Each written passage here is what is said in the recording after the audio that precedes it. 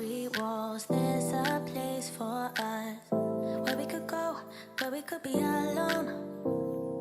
Between city lights, we don't have to hide. I wanna go, do you wanna follow? There's something in the air, I can't explain it, but it's there. Ain't nobody gonna find us in our secret love affair. I don't wanna have to hide no more, it shouldn't be unfair. I wanna go, and I wanna know, do you wanna follow? Baby, do you wanna follow? Come with me, do you wanna follow? Baby, can't you see that? I wanna go, and I wanna know, do you wanna follow? Baby, do you wanna follow? Come with me, do you wanna follow? Baby, can't you see that? I wanna go, and I wanna know, do you wanna follow? I can't understand why we can't hold hands, but they don't know what we have is real love. Aren't you sick and tired of having to hide? I know a place, do you wanna follow?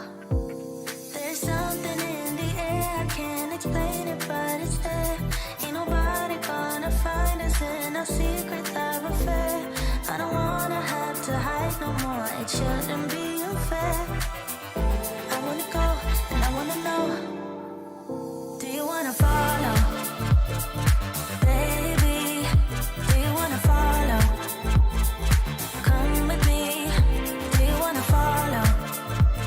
Baby, can't you see that? I wanna go, and I wanna know, do you wanna follow?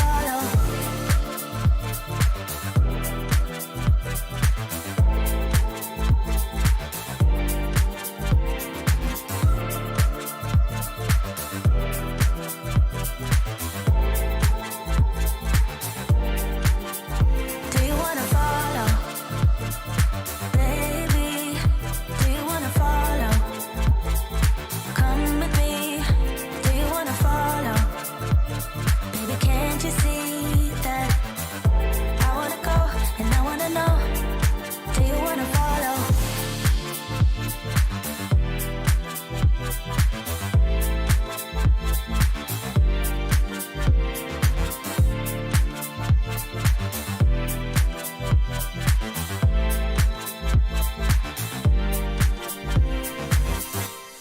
What's up, everybody? Welcome to the live stream. It's very good to be here with you on a Monday evening and talking about FPV. We are going to talk about FPV. We are going to take your questions about FPV and to hopefully answer them, hopefully entertain you. And for about 2 hours, we're going to have a good time. And then, I'm going to go to bed. But that's getting ahead of ourselves. Oh man, we're queuing up some good. We've got some great questions queued up already. Blunty's queuing them up for us. How you doing, Blunty? Say hello to the people. Good, Joshua. Good. It's a Friday evening, Monday evening. Wrong day. Okay, you had me confused there. I was really worried. Sorry, I'm doing other things. Yeah, Monday evening. You're queuing up questions. That's yes. Right. Yeah, that's how we do. That's how we do it over here. That's how we're making the questions queued for the people. So if you don't know, ask your question. It'll get in the queue. You don't have to ask a bunch of times because we'll get it in the list for you. Yeah, see, this is a real professional soundboard. Okay. Yeah, so I will be taking questions from the YouTube chat.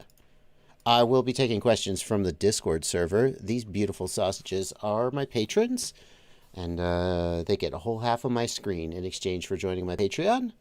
They get just a little bit of priority. And then, of course, if you want to make sure I read your question, the way to do it is to hit the $sign. If you've got a question and you're not sure it's interesting or intriguing enough that Blunty will be like, oh, we got to get to this one, then hit the $sign, and it pretty much financially obligates me to read it. Also, if you're looking for a shout out or something like that, that's actually how to get it. So you can hit the $, leave a super chat there. And as I always say, I like to get this out of the way at the beginning of every stream. If I don't read your message, there's so many messages that go by, I can't possibly read them all. Don't feel bad. Please email me, jb@joshuabardwell.com, if I'm unable to get to your message. I'd like to say that everybody is welcome to do that. And I want to start off with this question from JC Cantrell. Hey, that reminds me. Wait a second. Is this the right? I don't want to pull out the wrong challenge coin by accident and embarrass myself. That's right. JC Cantrell. Is this your coin, JC? Boy, if it's not, I've embarrassed myself again. I believe it is. JC, I believe you're the one who sent me this coin. Thank you so much for that. Now I have to watch the chat carefully to make sure he's like, yep, that's my coin. Okay, whew. Yeah, okay. Good. I talk to a lot of people, and I do my best to sort of stick them all in my mind, but sticking people and names, and I just recently had to ask, my wife in a very, very roundabout way when our anniversary was. So that should tell you, JC, you should feel real special that I remembered that was your coin, I guess is my point. Okay, JC's question is, anyone try the Boxer yet? I have one in my to-buy cart. I'm interested in feedback. I have a TX16S now. JC, the Boxer is my daily driver, and Saggy Balls FPV wants to know if Stinger Swarm's still using a Boxer. I do believe that Stingy is using it as his daily driver. There are definitely people, including myself, who find the Boxer compelling enough to switch from the TX16S. See, because the real question you're asking, I think, is not should I get the TX16S or the Boxer, but if I already own a TX16S, is it worth switching to the Boxer? And normally I would hem and haw and say, well, but I got to tell you, the Boxer is a fundamentally different beast than the TX16S. And for me, at least, and Stingy, I don't think Stingy switched from the TX16, but whatever. It was compelling enough to be like, oh, no, I'm switching to this. I really like the feel of the radio. I like this. And it's a little bit smaller and more compact than the TX16S, but not so small that it's like a gamepad style radio. I think for the price of the Boxer, $100 for the base version. I think it's $140 for the Express LRS version. And then if you get the AGO1 gimbals, it's like closer to, I'm not sure, but $250, $300, I would guess, just based on what the AGO1s go for. Anyway, for the price of a base level $140 Boxer, I think it's worth buying. And if you don't like it, you could probably come close to recouping your money because they're freaking out of stock and everybody's like, when will they be in stock? So you could probably come pretty close to recouping your money selling it used if that's something you feel comfortable doing.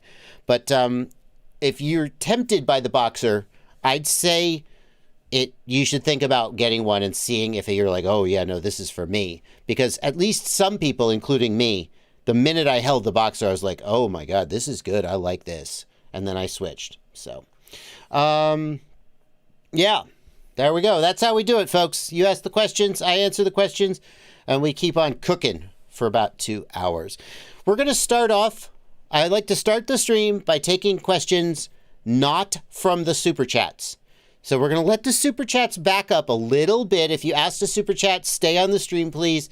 Hang on there. We will get to your question in a little bit, not too long. And then we'll take some of the Super Chats, but I always like to make sure the folks in the regular YouTube chat don't feel left out. Let's take this question from Jason Aviator in the Discord. Thank you for being a patron, Jason. I hope you're enjoying the Discord server. Jason says, any reports of intermittent OSD failures on the DJI O3 and Goggles 2? I have one quad that has done this to me, but the video remained good. Jason, so no. No is the answer to the actual question you asked.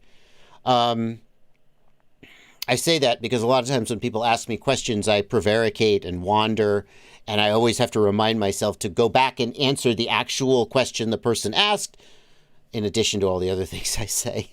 I haven't heard reports of that. However, with the Caddx Vista, there's a well-known issue where the diodes on the TX and the RX line are blown out by voltage spikes, and when that happens, the OSD stops working. I could imagine that something like that is also possible on the O3, and that would explain it.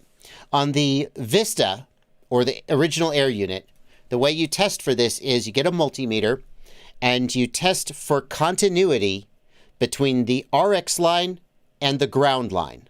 And you got to test both ways, because a diode will pass voltage one way or current one way and not the other way. So test both ways. If there is continuity in both directions, then the diode is blown. Okay? Do that for both the RX and the TX line, and then if either of them is blown, then you know you've got a bad diode. Let's take a question, another question from the Discord. Pete Plays asks, I just built a 4-inch Apex DC. It seems like it's having a flyaway issue. I disabled air mode. It helped a bit. Yeah, but you shouldn't have to do that. Like, I'm glad that helped, but that shouldn't be necessary. That's like saying, I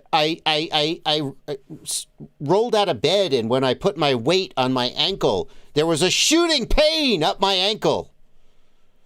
So then I found that if I, like, crawled on my hands and knees, it didn't hurt as bad. Like, okay, but you still have a problem. You shouldn't have to turn off air mode. As soon as I try to hover, the throttle goes to 100. I think what you mean is the throttle doesn't literally go to 100. To me, that would imply that you were watching the throttle channel actually go to 100. I don't think that happened. What you mean is the quad takes off and the motors just surge. At times, I can idle throttle and it comes down a bit, but any bit of throttle causes it to climb full speed again. Okay, so Pete Plays, the problem you're describing happens when there is too much vibration getting to the gyro, and it basically just overwhelms the PID loop. The PID loop freaks out, and the motors go to full and the quad tries to fly away. This can happen because of vibration. It can happen because of electrical noise. And it can happen because of a hardware failure, like a bad flight controller and a bad gyro. If you had been playing with the PID tuning, if you had been bumping the filter sliders to the left, to the right, if you had been turning up the PIDs and specifically the D gains, the D term is what will cause this to happen. The D term can cause feedback, okay? The I term is like a low-pass filter. It's very slow, and it damps and settles and has a soothing effect on the PID sum, the PID sum. The P term is linear, and so it goes both directions in a linear way, but the P term generally doesn't cause like cascading feedback. And the D term is a high pass filter. And what that can mean is that the D term can cause cascading feedback. And so just like when you're at a concert and the microphone feeds back and it goes, well, that's what can happen to the PID loop when the D term is too active. It can feed back and you get a flyaway. So if you had been PID tuning and you had turned down the filters, or you had cranked the master multiplier, or you had cranked the D term multiplier, these are things that could cause this, but I don't think you did those things. I'm going to assume that you're on default PIDs and filters. If not, that's the next thing you should do. Okay? If you're on default PIDs and filters and you're getting flyaways, then something is mechanically or electrically wrong with the build. Now, Ciati says, my bet is there's a mechanical problem. The apex frame is stout and should be isolating vibes plenty for the stock PIDs to work totally fine. I agree with Ciati. A 4-inch apex build should not have any problem with the default PIDs and filters. It should be fine. Okay? So either there's something mechanically wrong with the build, like you've got a cracked frame plate, or maybe you have a bad gyro on your flight controller. I hate to say, I hate to go back to the question of to the explanation of bad hardware, but it is possible that that's what it is. Okay.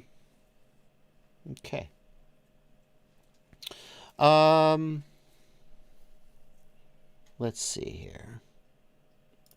Mothcore wants, though. Mothcore, didn't mean to start taking super chats yet, but okay. Mothcore says, can you say what's being updated on your QAVS frame? It's my daily driver.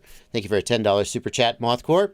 The front end basically is being updated. That's the main thing. It's been updated. It'll have a metal front end. It'll be able to take the O3 camera and any other modern camera. That's the main thing. There are a few other little things, but that's the main thing. Let's see here. Let's take just a couple more questions, and then we'll start taking super chat questions. XVEX wants to know, is the Zorro Max Edge?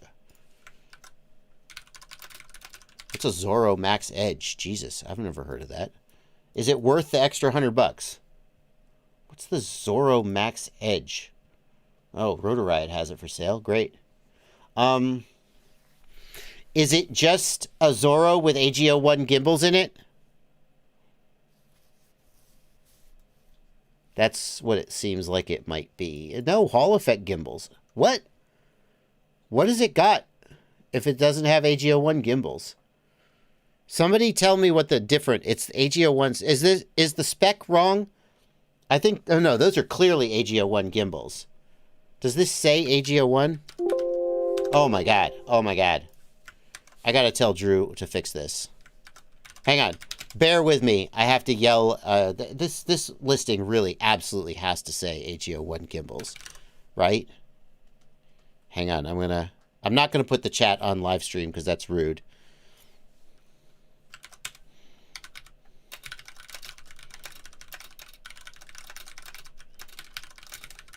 Specifically AGO1 minis, if he doesn't go look it up and just blindly says what you say. Yeah, good point.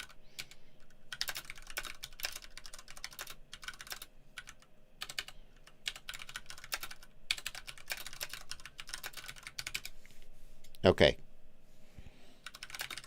Just passing it on. Okay, I have just told the Tyler who runs the Rotor Riot store. Is it worth the extra $100? Well, the AGO1 gimbals, that's what the price is for the markup to the AGO1 gimbals. So that's the first thing I'm going to say. If you want the AGO1 gimbals, that's a fair price for this radio. My opinion is that the AGO1 gimbals are not a must-have upgrade over the standard Hall effect gimbals. They will not make you a better pilot. They will not make your moves more precise. They just won't. In theory, if you look in the Betaflight receiver tab, perhaps you'll see a little bit less jitter. Maybe even not then, because the default Hall effect gimbals are pretty good. They have a little additional weight, which makes the radio feel more sturdy in your hand. That's nice. And they do feel a little bit better when you're using them. But so they are it's like getting leather seats in your car over cloth seats. Well, that's not even true, because leather seats are more stain resistant and more durable, and probably have... Well, anyway, my point is it's like getting a cosmetic upgrade. It feels good. It looks good. It doesn't make you a better driver. It doesn't make you a better pilot.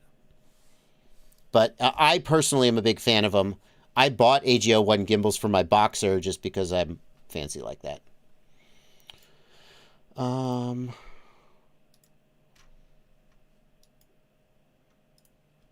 right. Let's take some super chat questions now. We're going to start with the super chats. We'll take super chats for a little bit, and then we'll go back to the regular chats. We've got about 10 super chats, so I got to catch up. We're going to start with this one from Dmitry Shafransky, and Thank you, Dimitri, for putting the name of your currency. Thank you for 150 Czech koruna. Not making me look it up. That's very polite of you. Thank you. What should I take into account when switching my quads to DJI? Like voltage, VTX size, camera mount width, and so on. I own a baby ape, a cine ape, or will it be much easier to move or build on new frames? Dimitri, in terms of size, I don't think the DJI video transmitter is going to fit inside the baby ape or the cine ape at all.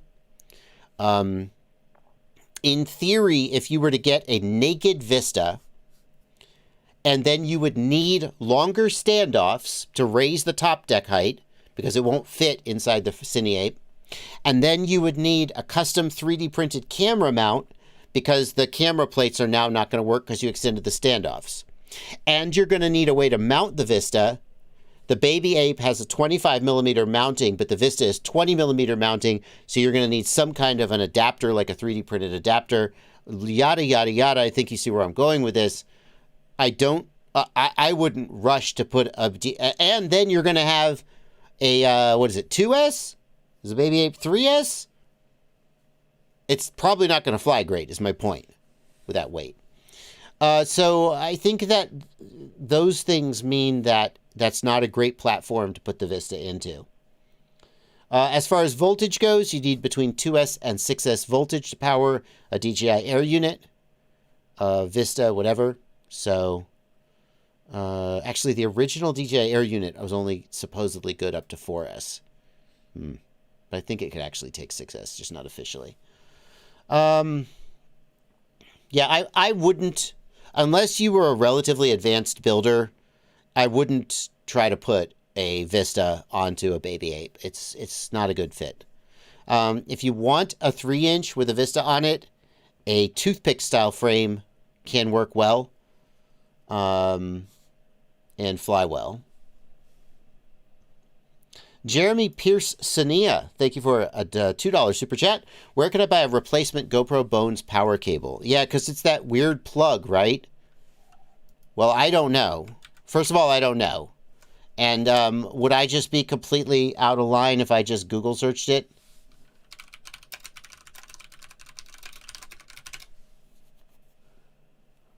Well, Drone Co. Productions has something for you. That's not the right plug, though, is it? No, don't buy this. 2 reasons not to buy this. 1 is that's not the right plug. And 2 is this pulls power straight off the balance lead with no voltage regulator. And I've heard some stories of people who it fries their hero 10 bones. Don't buy that one. In my humble opinion, don't buy that one. Have we got a proper one with the correct plug? Steve Tricks, is that the actual correct plug? This one I don't think is the correct plug. No. Everybody's trying to rig it up. Steve Tricks suggests this one from Etsy. Is it actually the right one? It looks closer. I'd love to see the whole damn thing. Oh, that looks pretty close. Oh, that looks legit. All right, I can't personally vouch for this, but I'm going to pass it on in case you decide that that works for you. It seems like iFlight would sell one, doesn't it?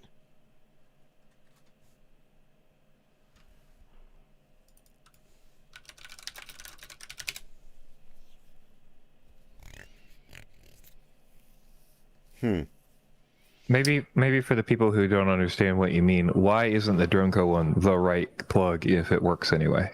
That's the question I have. What do you mean by that? Why isn't it the right plug? I was clearly plugged into a Bones. That's why I'm asking. Like, yeah, okay. So the Bones plug it's a different plug. So the fact that this plug goes in there doesn't mean that it will be secure. And also they point out that this plug can be plugged in backwards, right? Whereas the standard GoPro plug would not be able to be plugged in backwards very easily. But in my experience, these pull out really easily. Now, I haven't used this exact one, but I've used GoPro Hero with the wrong plug before for some aftermarket adapter. and I just don't trust this plug to be secure. Maybe I'm wrong, but the fact that you can plug it in backwards also gives me pause. And I want one with a voltage regulator in it. I don't want one that pulls voltage straight off the battery. I have heard reports. Now, I know people use these. I know that not everybody has a problem, but I've heard reports of them frying people's hero bones, and I don't like that. So I'd rather get the right thing. Cool. Yeah, good. Thank you, Plenty. So check out that Etsy listing. It seems like the right one. Fortune Cookie, thank you for a $10 super chat. 8S Summer. I have in my closet a box of stuff from T-Motor for my 8S build. It's coming. It's coming. I got some prototype 1500 kV motors. I got a flight controller and ESC that are rated for 8S. I think the ESC is for sure. I got to figure out what frame to put it on. I'm thinking the Flyfish Volador. Because it's a heavy, durable frame. I don't know. Rotorite tank, also an option. But can you fly it like Bubby? No. No one can fly like Bubby. He's good. He's too good. 8S Summer. Thank you for the super chat.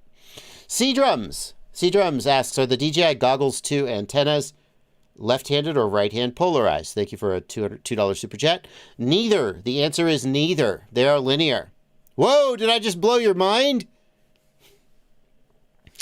The O3 air unit antennas, I got this straight from Hugo at TrueRC, so it's legit.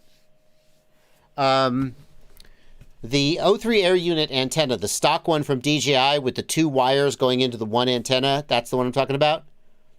It is 2 linear elements at 45-degree orientation to each other. That was 90, should be 45. You get the point. That implies that the antennas on the goggles are also linear. So, for those who watched the video I posted today, where I put some aftermarket antennas on the goggles and they actually didn't seem to do much better than the stock ones, one reason that might have been is that the goggles, the antenna on the quad was linear. I didn't put aftermarket antenna on the quad. Why didn't I do that? Well, I didn't know at the time that I made the video, but the antennas were linear. So I just took the aftermarket antennas and stuck them on there. They were left-hand. DJI uses left-hand, doesn't it? No, not the goggles too. And by the way, that also implies that if you're using the goggles, oh my God, is this why the goggles too seem to do a little bit worse with the Vista? It is. It's a possibility. The goggles too have linear antennas. The O3 has linear antennas.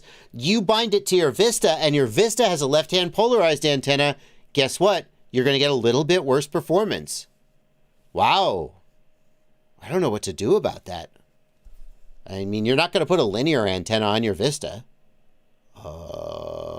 Interesting. Okay. Well, there you go. C-Drums, thank you for the super chat. We got a giant super chat here from Don Dupuy. Thank you for a $50 super chat, Don. That's incredibly generous. I'm just going to check real quick and make sure that we didn't miss a question from you. It's already in the queue there if you just check that. Oh, queue. Thank you, Plenty. Where is it, Plenty? It's literally right above. Oh, because I'm filtering on super chats. Because it's not a super chat. It's filtered out. Don Dupuy, thank you so much for a $50 super chat. I'm giving you a super chat for doing such a great job with Betaflight 4.3. I know it's outdated, but it gave me a great baseline. You know, I wouldn't say that video is outdated. I mean, 90% of the stuff in 4.4 is the same as 4.3. That series is still extremely relevant. I have to say that because I don't want to redo the whole series. It took a lot of work. It was a lot of work. Thank you so much, Don. Oh, he's gone. He's gone. He didn't even hear me. Oh, Black Jungle. Black Jungle with the memeage. I'm not saying you're right, but I'm not saying you're wrong. It's pretty accurate, actually.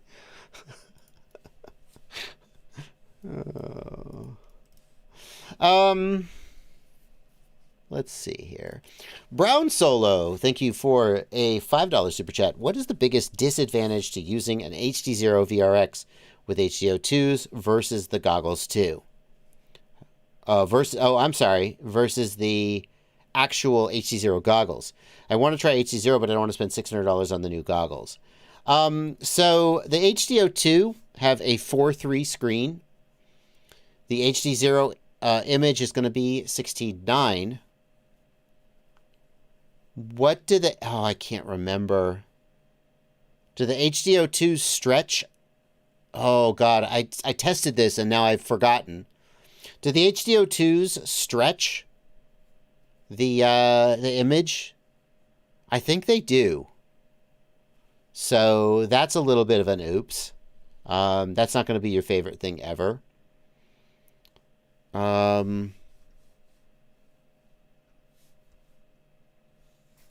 You're not going to be able to do the 90 FPS camera. You're not going to be able to do the 1080p. But the 1080p doesn't work yet anyway. And the 90 FPS, I mean, if you're just testing it out, then you're not going to miss that. Can anybody remember if the HDO2 stretched the HDMI? Because the screen is definitely 4:3. And I'm pretty sure they don't letterbox.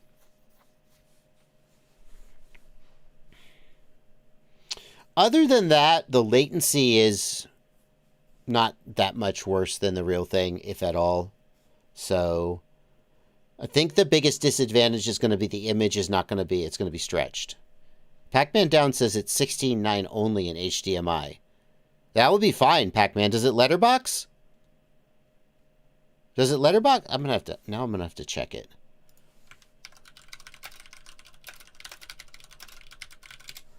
It would be, I didn't test HD0, but I did test the Walk Snail VRX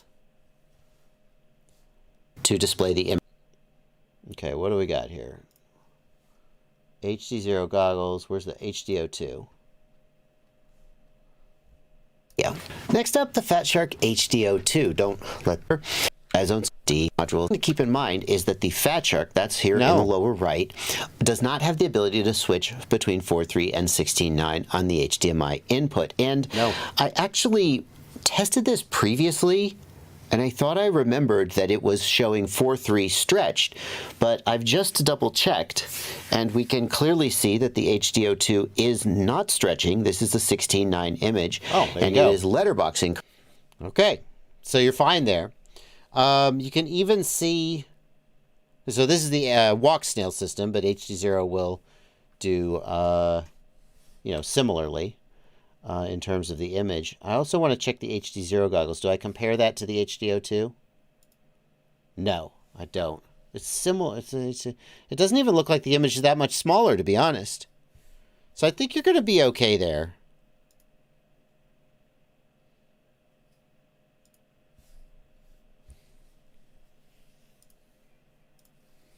I think you're going to be okay there. Fly High FPV, thank you for being here. I just tagged you as a moderator, so you will turn blue. You are not obligated to actually moderate unless you want to. Please don't actually ban people from the channel or anything, though. Flexo3D, good to see you here. I saw the on the Livestream Clips channel, the comments about 3D flight came out today, and I saw you in the comments. I saw myself talking about you. Keeping up the 3D... Keeping up the 3D tradition, Flexo. Alrighty, Brown Solo, I hope we helped answer your question. We are currently looking at about 8 super chats in the queue. I'm going to try and clear this queue and then go back to taking chats from the regular folks, just to try to catch up here. So if you want to make sure I get your question right now, go ahead and leave a super chat. But otherwise, I'll try and sort of fly through these. Joe GFPV, thank you for a $10 super chat. I just flashed my Darwin FPV AIO. The only problem is I can't find the gyro now. Okay, so 2 possibilities, Joe. If you flash and then you have no gyro. One possibility is you flashed the wrong target. Another possibility is after you flashed, the next time you connect it, it asks apply custom defaults. And if you don't do that, then the gyro won't show up. The Darwin FPV. Oh, no, there's another possibility. Go ahead, Blunty. Tell me what it is. Third reason is Betaflight 4.4 may not have included your gyro in the build. That's it. The Darwin FPV, I just remembered it. We're on the same page. The Darwin FPV AIO, that flight controller doesn't have a working 4.4 target. If you look at the Darwin FPV product page, they do have a warning about this. Basically, you can't run 4.4 on that. You have to go back to 4.3. Oops. Oh my God. Joey W., we're going to break away from the super chats briefly. Joey W. says, I got a loose $1,000 today. Need a good 3D printer that prints TPU out of the box. Crafted Quad suggests the Bamboo Labs X1C. Hell yeah. I've not tried I got my Bamboo Labs. It's in a box over there. I haven't tried it yet. So how the hell can I recommend it? Because I've been studying this printer and watching reviews and reading about it for months before Bamboo reached out to me and was like, hi, do you want a free printer? And I was like, is there a catch? And they were like, nope, just like what you're doing and would like you to use our printer. And I say that because that's how everybody imagines influencer agreements always go. But I'm no frickin' Paris Hilton. I'm no Britney Spears. Nobody's going to come up to me and go, here, wear my clothing line, or drink my drink, or we just want someone to see you using it. Take it. No. They're like, all right, but you're going to review it, right? You're going to review it, right? They don't want to send me stuff unless I'm going to review it. You're going to give it a positive review, right? Not everybody does that. Some of them do. But Bamboo was like, basically, use it. Obviously, we'd like you to make content about it. No obligation. We would be happy if you gave us feedback on stuff that you think would make it better. I was like, okay, yeah, I accept. If you have $1,000 to spend on a 3D printer and you want a 3D printer that prints really well out of the box, you should consider the Bamboo Labs, either the X1C or they got a new one, the P1, I think it is, that's only closer to $600 or $700 and is a little smaller but has a lot of the same juju. You should do your own research. There are some things people don't like about it. Okay? Don't just go out. I mean, sure, go out and buy one, whatever. But it is definitely near the top of the list if you have $1,000 for a 3D printer today. It is one of the best that you could even consider. One Eye FPV, they did send me the AMS as well. So you can print multicolor. Yeah. There's other ones out there, like the new Prusa printer also is pretty impressive. It doesn't print as fast as the Bamboo Labs. The new Prusa printer is a bed slinger, whereas the Bamboo is a Core XY. So the Bamboo can print a little bit faster. The Prusa prints fairly fast for a bed slinger, but it just can't match. But the Prusa has stuff going for it. Like the Prusa is open source. Bamboo hasn't open sourced their software, I'm told. And some of the parts on the Bamboo are proprietary. The Prusa is a little bit more open source. There's an upgrade path. If you own a current Mark III, there's an upgrade path to the new one. You can buy the upgraded parts. And anyway, so there's things that might make somebody choose a Prusa over a Bamboo. But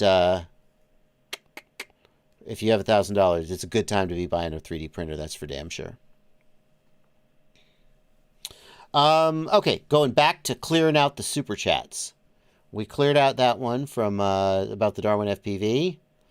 We got one here from Delta Kana. Thank you for a $5 super chat. How can I get my Goggles V2 to connect to my O3 quad, then swap to my Air Unit quad without having to upgrade and downgrade the software every time? Delta Kana, I'm not familiar with that bug. The bug I'm familiar with is that you have to rebind them. Is there a bug? Is anyone aware? Delta Kana, I don't know the answer because I haven't experienced that bug. That's a new one for me. V2 goggles connected to the O3 quad. You shouldn't have to software upgrade. You should just switch modes, right? Delta Kana, this is a weird one. I think you need to email me about this because I feel like there's details here that we're missing. I have seen a bug where the option to switch modes disappears from the menu. And the only way to get it back is to downgrade and then upgrade the firmware. Is that what you're experiencing? And if it is, I still don't know the fix. Yeah, but you wouldn't have to go back and forth and back and forth. You'd only have to do it once and then you'd be done because you could switch, right? You'd roll back the firmware. Then you'd roll forward. Then the switch would be available and then you'd be done. He's saying he has to keep doing it, which doesn't make any sense. Yeah, but, I don't know. Yeah, I don't know what makes it disappear. Well, the disappearing thing gets fixed by updating to later firmware, and then once you update to later firmware, then the option will show up, and then you could just switch now. Now it's unlocked to switch. That's my understanding. Are you sure? Because I think I have an email from a person who's on the latest firmware and didn't have the option. But I'm not 100% sure I had all the information there. So, our best guess, Delta Kana, is that you didn't know that you can switch modes inside the goggles. And the only way you're able to switch modes is by flashing the goggles? Maybe? Delta Kana? He says, got it figured out. What was it? He just says he did not say. Oh, Delta, you got to tell us. All right. If it makes you feel dumb and you don't want to, I appreciate the super chat. We're going to leave it like that. But if you feel like sharing what the fix was, I'd be interested to know. And I promise not to, make fun of you for being dumb. Gonza FPV, thank you for... I'm sorry. What currency is this? Is this currency uwu? No, I'm sorry. I'm making fun of you. Uruguayan peso. It's almost uwu, isn't it? It's uyu. Is there a currency that is uwu? Oh, there's a crypto coin. Of course there is. Thank you for 300 Uruguayan peso. I have an interference between my Naked Hero 8 and my DJI FPV drone. When I start recording, satellites drop to 0. Is there any way to shield it? I don't have that problem with the full-size Hero 8.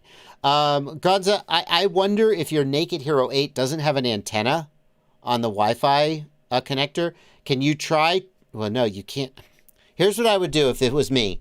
You may not like this solution, but install GoPro Labs firmware so that you can use QR codes to configure the naked GoPro. Okay? Then disable Wi-Fi and see if that fixes it. That's what I would suggest.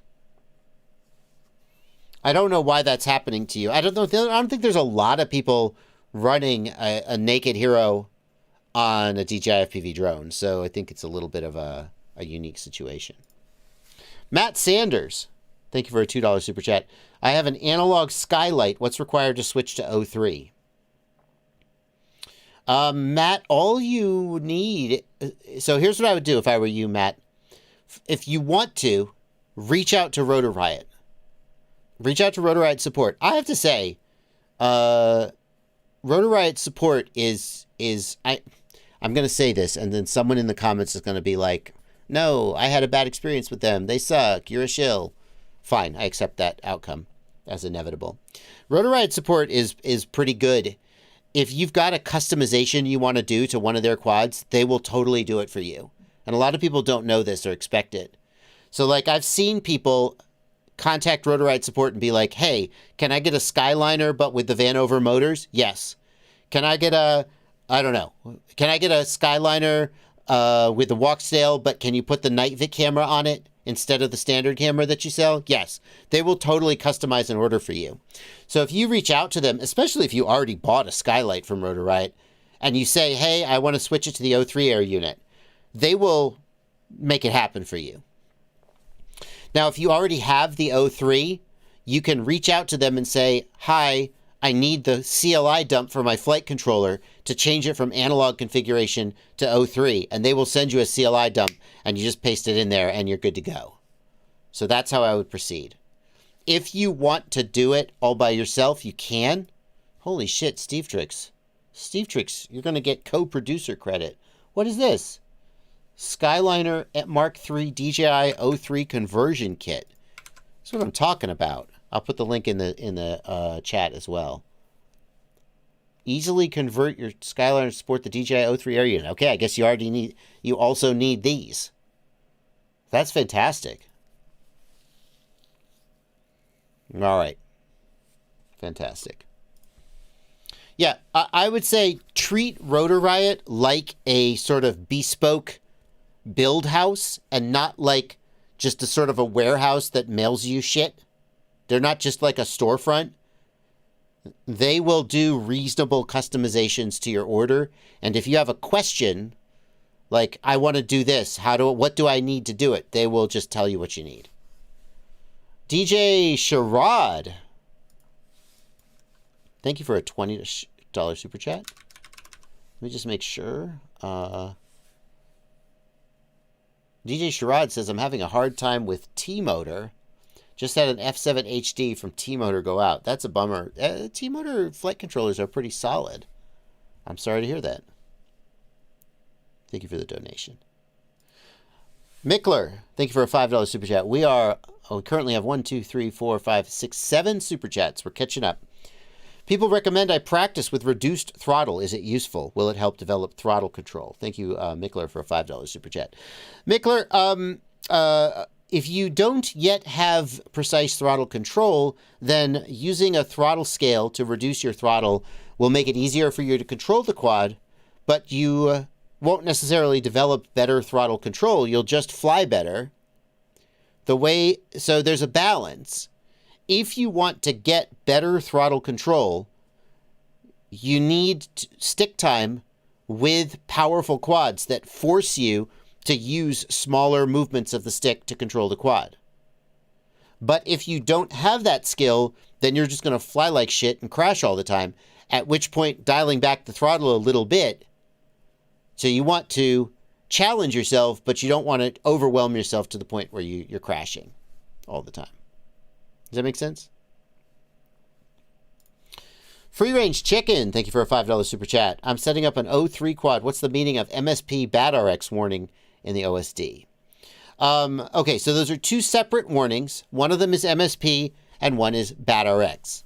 MSP means that you are plugged in to USB and the configurator is connected. If you plug into USB and you plug in the battery at the same time, then when you unplug USB, the MSP warning will continue until you reboot the flight controller. So if you're like, well, but I have MSP and I'm not plugged into USB, you probably were plugged into USB, but now you're not, but the battery has stayed plugged in. By the way, you should never have USB and a battery and props on at the same time. That's a risky proposition, for the record. The BADRX warning means that at the time that the flight controller booted up, the receiver had the arm switch in the armed state. The way to fix BADRX is to cycle the arm switch to the disarmed state, and then it will clear up.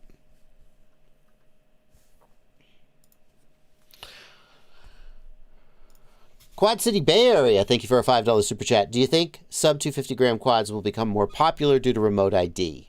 Yeah, I do. Sub 250 already is more popular due to general regulations, registration, FAA ID.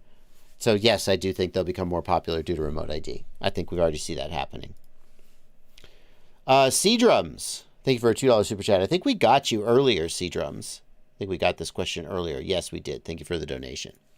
Zippy, thank you for a $5 super chat. Using the Secure SQD60B, I really struggle with removing pre-soldered 12 AWG pigtails at max temperature. Do I need a higher watt station for that? I don't think so. Let's look at the Secure D60B before I commit to an answer. So a 60-watt iron should be capable of desoldering a 12-gauge wire. You should consider what tip you're using. Using a heavier tip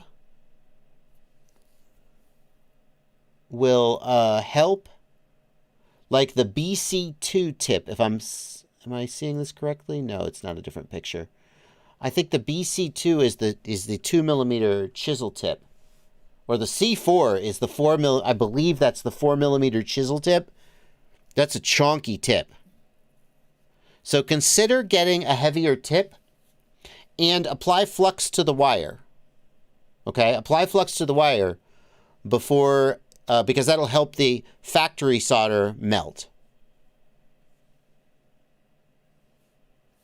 Ooh. I'm going to skip the queue to take this question from Super Deluxe. I think it's really fun. Super Deluxe asks, is it possible to make a paper airplane so heavy that you have to register it with the FAA?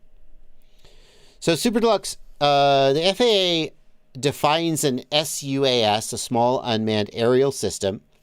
By definition, it's unmanned.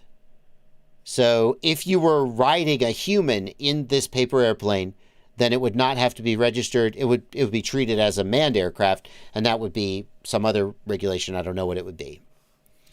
But the other thing, and this goes back to some people say, what about if I have a kite? What about if I have a balloon? What if I have a football? I throw a football and the FAA wants me to register it. One of the other requirements is that the SUAS be powered. And a paper airplane, no matter what its weight would never be powered. Well, okay, let's play with that assumption. So if it's not powered, then the FAA doesn't care about it. At least not under the drone regulations. What if we... Go ahead, Blunty. Is that true? That's not true. Is that not true?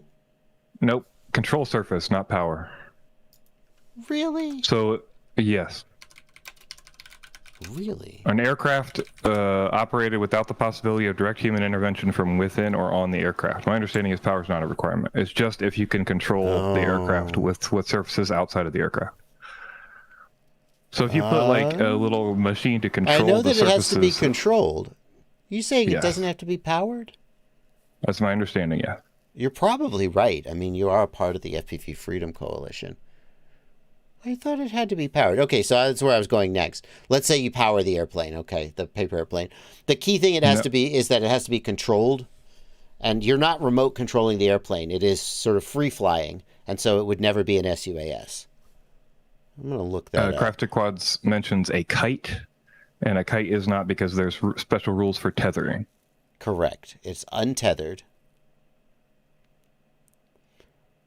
Okay. Here we got something. Advisory circular.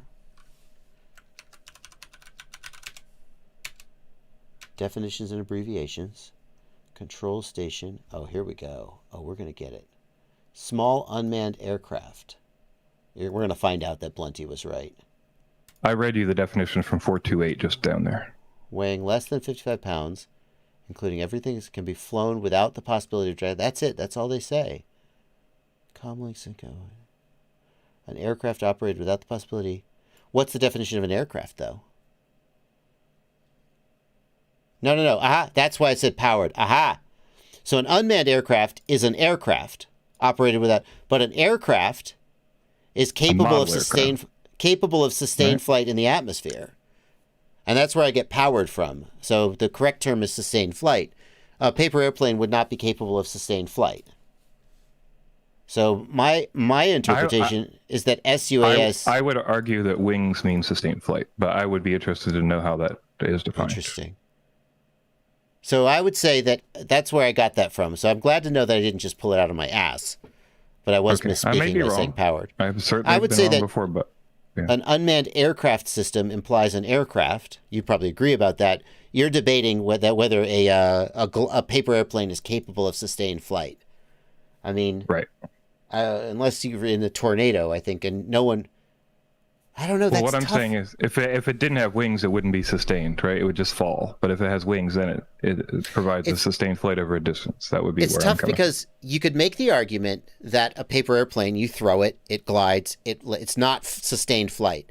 You could make the argument that in the right wind conditions, it would, like if you flew it in a tornado, it would fly for sustained flight. But then so do a lot of things in a tornado. And you could also make the argument that full-scale airplanes run out of gas and have to land. So what's the definition of sustained flight? Ooh, is it in the definitions? They're really bad about this stuff. It might be in another bylaw somewhere. Yeah, now we need to know the definition of sustained flight. Part 101. Sustained flight in the atmosphere. I'll find out later, but I'm I not want to sure. know. I love this rules lawyering stuff, but not as much as you do, because you do it full-time for, not full-time, but for the FPV Freedom Coalition.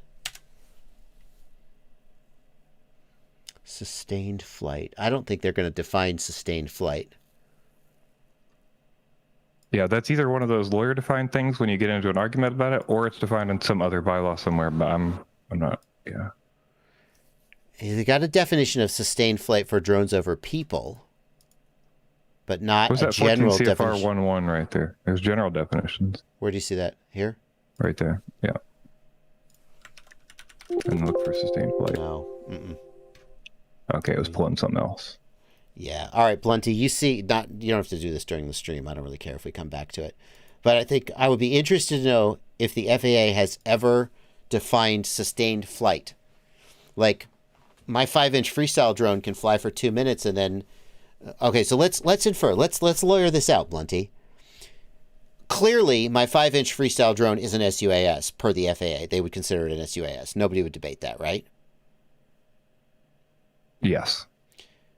My 5-inch freestyle drone flies for 2 minutes, and then the battery's empty and I have to land. So clearly, sustained flight is less than 2 minutes. Otherwise, whatever my freestyle drone is doing is sustained flight. Right. I mean, but then we could say a freestyle drone could have a battery so small it could fly for 5 seconds. We'd still consider an SUAS. So what is it? Is it the potential? That's why I think it's wings.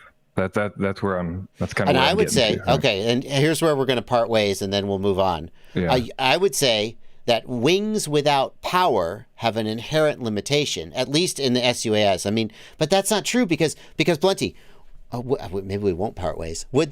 Does the FAA consider a hand-launched glider to be an SUAS?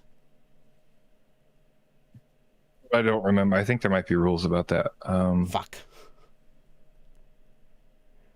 Because a hand-launched glider can ride thermals all day and it has no power source. You might be right.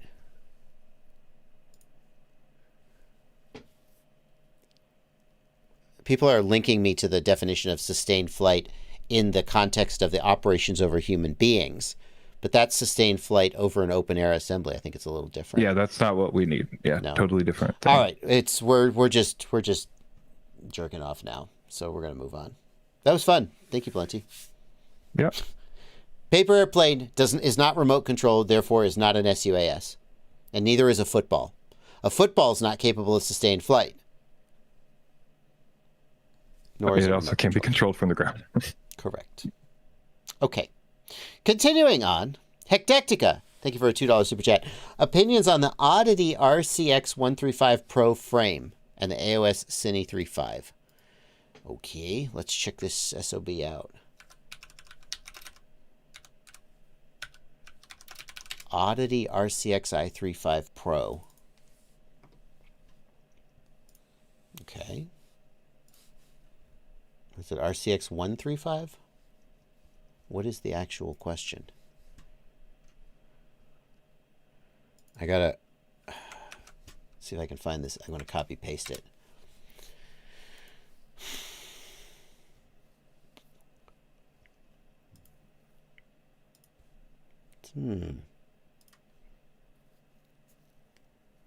Professional cinematic frame. 118 grams is pretty light. Is that light for a Cinewhoop? Can I see the frame? I'm skeptical of this style of molded plastic in general.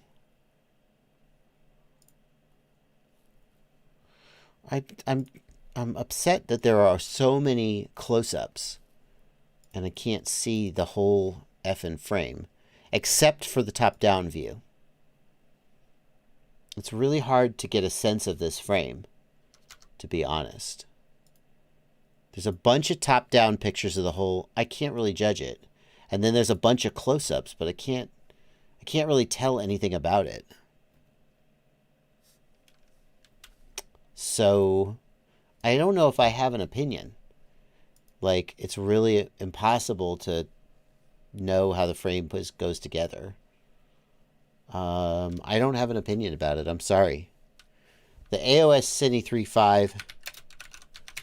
That's Chris Rosser's build.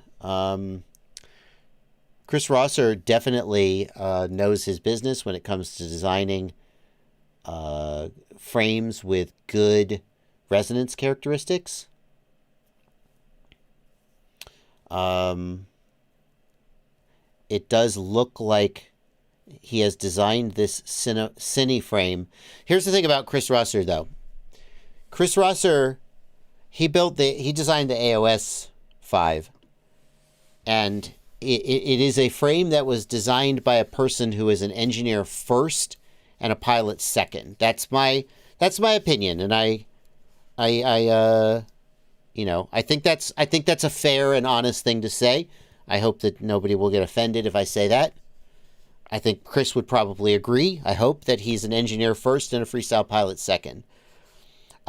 He might disagree that that's, with some of the criticism of the frame, but there are definitely people who look at the AOS frame and go, if you were more of a freestyle pilot first, then you would have made different decisions about the frame than you did. And I think that the more specialized you get, like when you build a Cinewhoop, people who are using it to do work are going to have certain opinions on how it needs to be. And so I think that there is more potential for the Cine 3.5 for people who fly Cinewhoops on a daily basis for work to look at it and go, this was designed by an engineer first and not a professional Cinewhoop pilot, because of decisions that were made.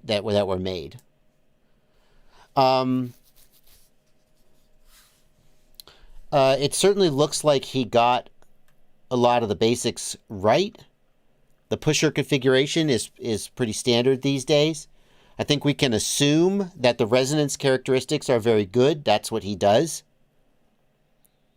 It looks like it's probably a little heavier than some of the other frames that you could get in this size class, just because I see him using like a standard carbon fiber plate construction for the main plate. That is going to make building and maintenance a little easier, perhaps. Most Cine frames are moving away from this style of duct/prop guard to something that's smaller and lighter. However, this is going to protect wall property and actors very well. I think that for a casual user, it's probably a solid choice, and maybe for a pro user, it's a solid choice. But this is a different design than I see pros using. Pros are using stuff more like the GepRC Cinebot or Cinelog. A little bit lighter, smaller, with a single prop guard and a plastic. And it's going to be way more durable than a plastic frame. That's certainly nice. In that respect, the fact that he built it like an engineer, I can actually agree with. Continuing with our attempt to catch up on the Super Chats, just 3 to go. Meme FPV says, thank you for a $5 Super Chat, Meme FPV. I have a Roma F35 and I'm going through antennas like crazy. I have lots of spares, but I'm hoping to find a protective mount for the antennas. Links in the Discord. I got him to repost it for us. Oh, thank you, Blunty. Appreciate you there. This is the antenna that you're going through like crazy. Well, look, if I'm breaking a bunch of antennas, I certainly would try to buy a different one. I agree with your principle, though. How is it breaking, Meme FPV? Is it getting cut? Is the plastic top breaking off? How is it breaking? That's the next thing I would wonder. It's an MMCX connector. You certainly have choices. To increase the durability of this, usually hitting concrete and bashing, it's breaking at the mount. Oh, the frame. Can I see a picture? This may be a case, Meme FPV, where a picture's worth 1,000 words. Can I see a picture of where it's breaking, Meme FPV? We're going to see if he's going to post a pic. I think he is, hopefully. It may take him a second to get to the picture. While he's getting the picture, let me take the next super chat and then we'll come back to it. Spanner 102 says, Joshua, thank you for a 22 Canadian dollars. I'm just getting into FPV. I'm having 2 issues. I'm feeling things out in level mode on a GepRC Cinnabot 3.0. When I fly for 3 minutes or so, the quad strongly drifts when the sticks are centered. Spanner 102, there's an issue in Betaflight that affects some but not all builds. And the issue is that called accelerometer drift. The way it happens is that at the beginning of the flight, when you first plug in, the accelerometer is correctly leveled, and over time, the accelerometer slowly gets more and more out of level and begins to drift. I'm sorry to say there isn't a fix that I know of other than to replace the flight controller and cross your fingers that it doesn't affect the second flight controller. I know that's not a satisfying answer. As far as I know, this has never been fixed, and there isn't any configuration change or anything that will reliably fix it.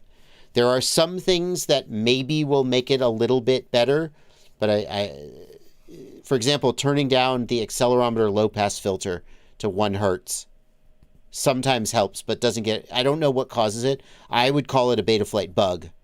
And if it's affecting you, basically just learn to fly in acro mode or get a new flight controller. That's a shitty answer, and I'm sorry, but that's the answer that I'm aware of. So, going back to the question from Meme FPV, Augie says, iNav just fixed it in V6. Yeah, flash iNav if you can flash iNav on your flight controller. Where is it breaking, Meme FPV? It snaps off at the mount? That one's not snapped off, right, Meme FPV? I mean, clearly. The mount is TPU, right? Is it getting chopped?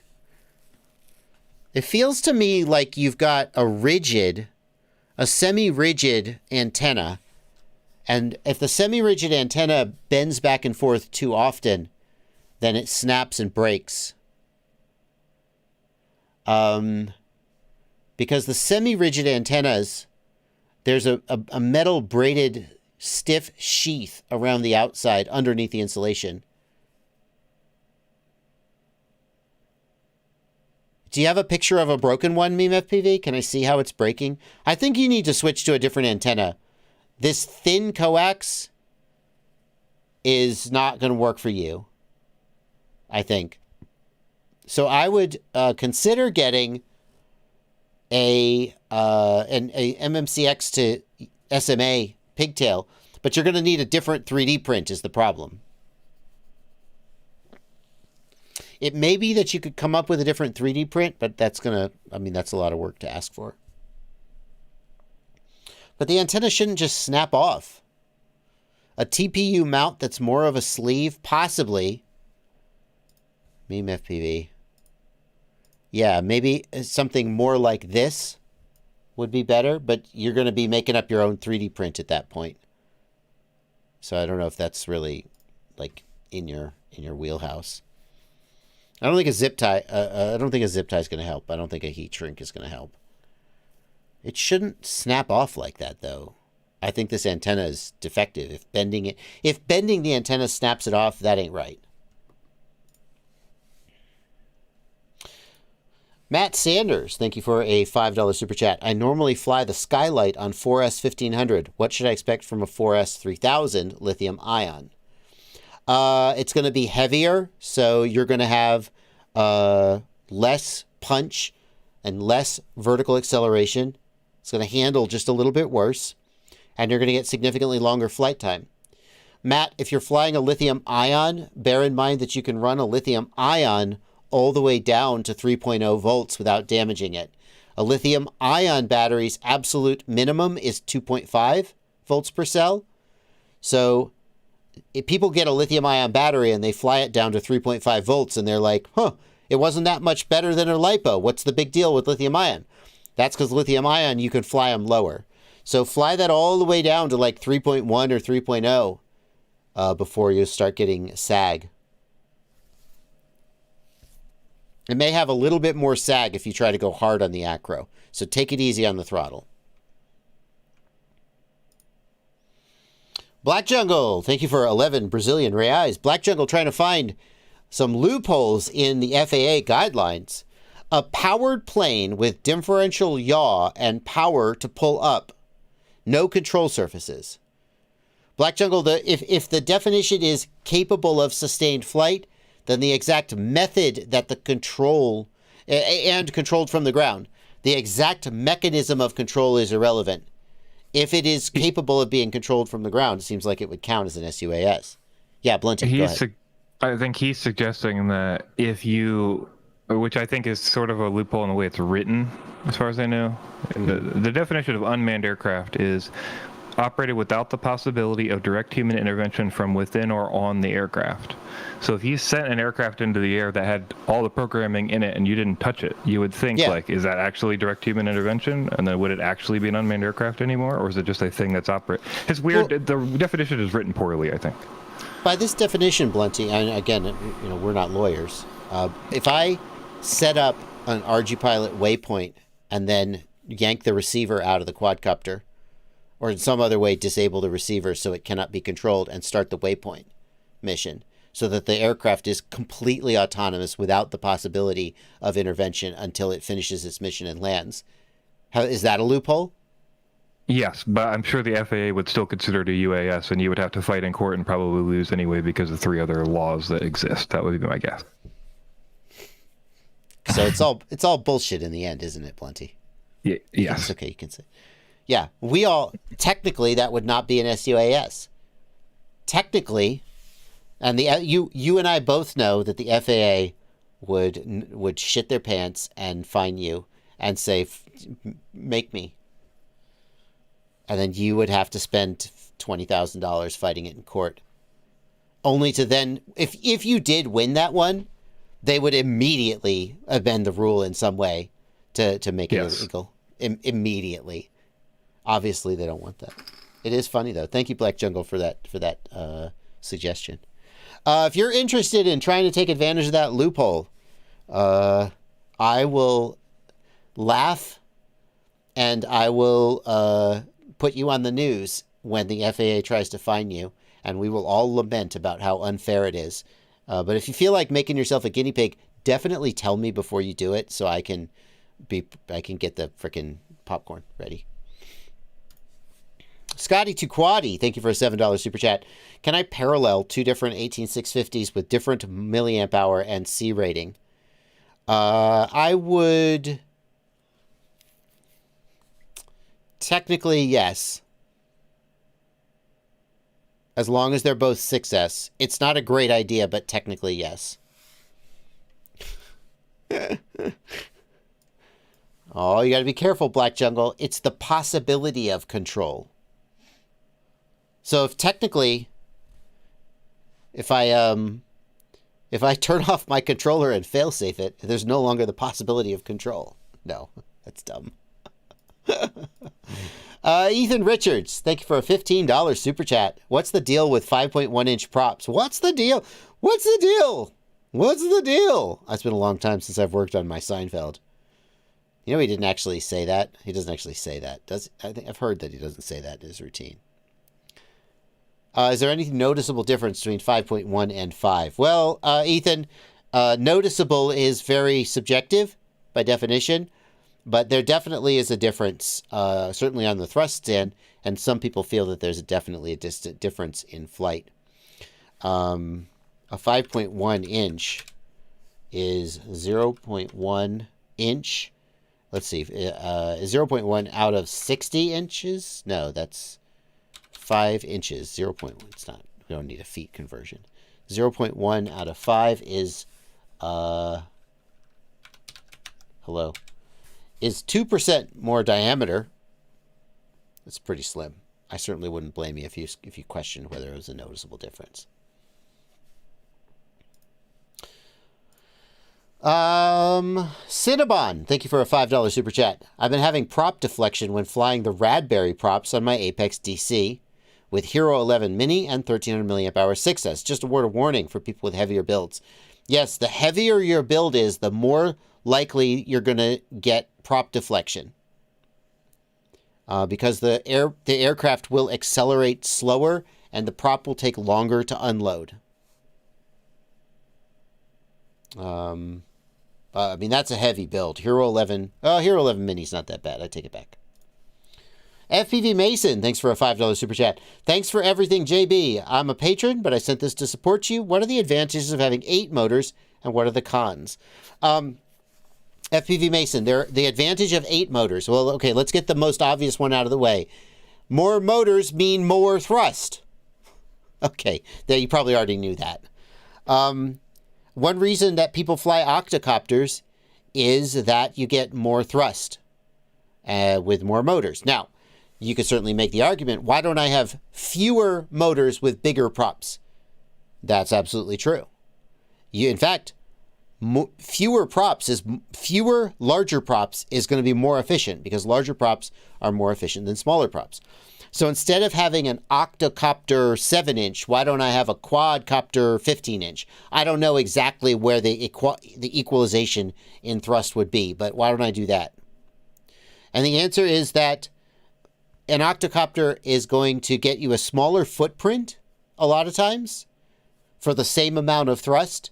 It's going to be less efficient, but you're going to be able, with an octocopter, you're going to be able to haul the same payload with a smaller footprint. So it's going to be easier to transport. It's going to be easier to move in tighter areas. And of course, the other advantage of an octocopter is redundancy. If a motor fails, then the quad can still stay in the air. Although not all flight controllers correctly support that, so you can't assume. Matt Sanders, thank you for a $5 super chat. I'm using a Zorro. The Boxer's arriving tomorrow. What do I need to do to transfer models? You are boned. Because Edge TX Companion. Let's see if this has changed. The only way to transfer these models would be if Edge TX Companion or Edge TX correctly supported the conversion, and I don't think it does. I don't want to download Edge TX Companion. 282. 272. Oh, there is a new version.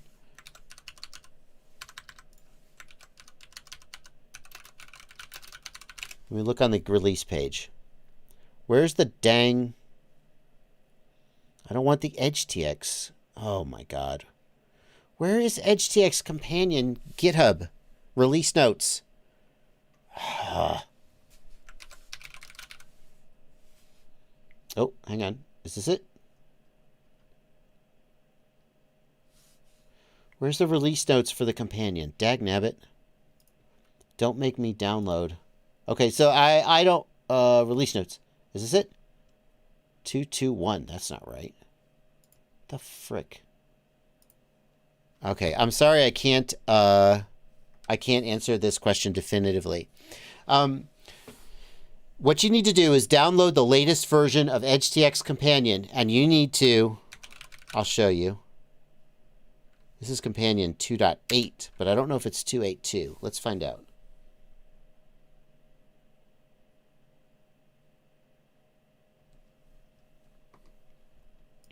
So there is a new version since I last updated.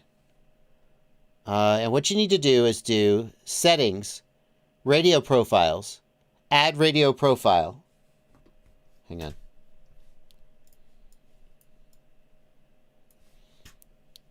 Settings, radio profile, add radio profile. And then go to switch to that profile and go to settings. And what you want to look for is whether the Boxer is here in the list of radios. If the Boxer is there, then you can read the models and settings off your old radio, switch over to the Boxer profile, and it'll convert them. But if the companion app doesn't support the Boxer, I don't know how you can switch models between different models of radio. When I first got my Boxer, I had this problem, and the answer that was given to me was to try copying the SD card contents and hope that it would convert, and it didn't. It didn't convert because the switch layout between the Zorro and the Boxer doesn't match. And EdgeTX Companion, check this out. Sorry, real quick. Just did some research work here. Yeah. So the release notes are located inside of the normal EdgeTX notes. They're all piled together. 281 added the Boxer. Oh, damn. Okay. That's great. That's great. That's good to know. So that means, yes, you can convert. Thank you, Plenty. I knew if I talked about this long enough, somebody would. So check this out. Dig it up. Yeah, I appreciate it. If I open, this profile is set to the Zorro. Okay, if I open a TX16S models and settings file, what it will do is it will say, you are opening a TX16, a Jumper T16. This is a Zorro. Should we convert these models to the new radio? And if you say yes, it will then say, well, look, this model refers to a switch that your new radio doesn't have. What should we do about it? And you can try to pick a new one. Oh, you can't actually pick it. You just have to go through and manually make the change. But you can manually update the models. And then once you've done that, you'll write models and settings to your new radio. So that, yes, the answer is yes. Download EdgeTX Companion 281, and then you can use the method that I've sort of vaguely outlined here to convert the models. Thank you, Plenty.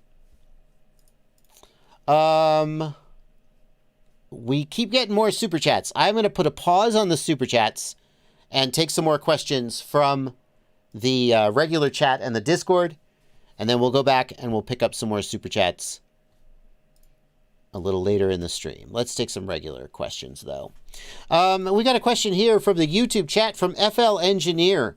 Do you use your standard set of rates across all models, or do they vary depending on the quad? I use my standard freestyle rates for all freestyle quads. I use the 533 race rates for all racing and cinematic quads, and that's it. I don't have any others that I use. I mean, I sometimes play around with different rates, but that's basically it. I feel like having consistent rates across all your quads makes your muscle memory more consistent and makes you a better and more consistent pilot. Jameyer Grant asks, I bought an Avata. Please, I've been flying in the Avata for about 2 months, but I want to buy another drone. What do you prefer? I'm going for photography, but also something with great control. Jameyer Grant, I would first suggest that you practice in the simulator, an FPV simulator, that you practice flying in acro mode. Because flying an FPV drone in acro mode is completely different than the Avata. If you are already capable of flying the Avata in acro mode, whatever they call it, great. But don't learn to fly acro in the Avata because you're going to crash and destroy it, most likely. So learn in the simulator. Once you learn to fly acro mode in the simulator to a point where you have reasonable control, then you could get a real drone. A good choice for your first real FPV drone, in my opinion, would be a 3 or 3.5 inch freestyle drone. That's going to be a good balance of power, durability, safety, etc. That's where I would steer you that direction. So like the GepRC Smart 3.5 is a choice. Flexo 3D. My USB is broken on the flight controller. I used an FTDI adapter and a spare UART to access Betaflight, but it won't let me update firmware with this method. Do I have any other options to flash?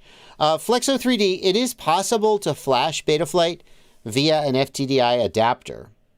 You have to do it via, I think it's UART 1 or UART 4. And I know UART 1 does this. I think UART 4 also does it.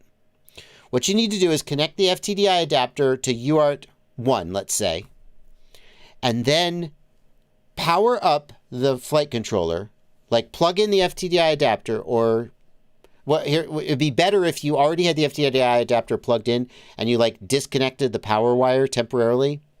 However you do it, power up the flight controller and then wait a fraction of a second and press the flash button.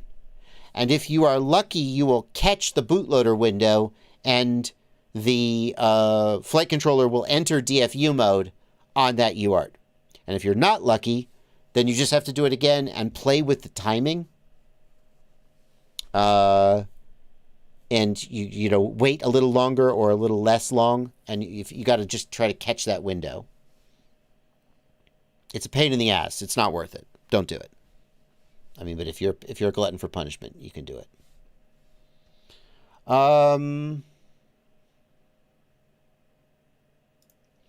Prolu says, I'm 15 years old. I'd love to get into FPV. Do you think the Beta FPV Light Radio 2 SE would be a feasible budget option? Prolu, I don't recommend that radio. There are too many build quality issues with that radio. It's an inexpensive radio, and I know it's tempting. And some people use that radio and are happy with it, and maybe you would be one of them. But too many people have hardware problems with that radio for me to actually recommend it and say that it would be good. It's feasible, but I don't think it's good. How much is that radio?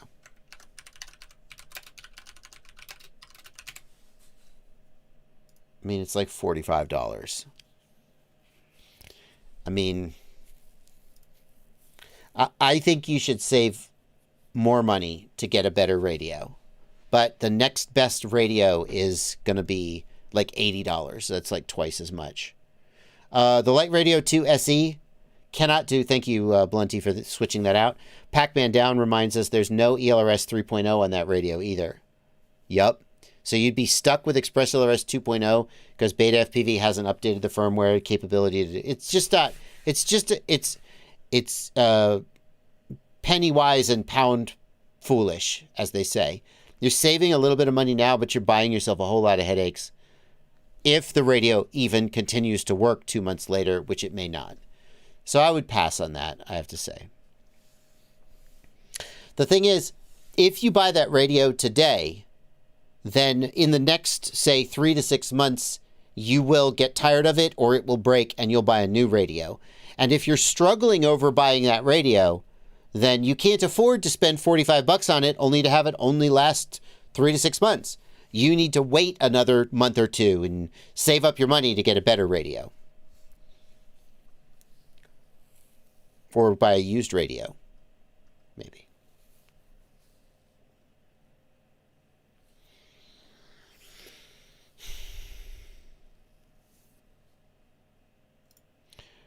Nin Mario asks, when you disassemble your motors to clean them, what kind of lubricant do you put on the shaft, if any?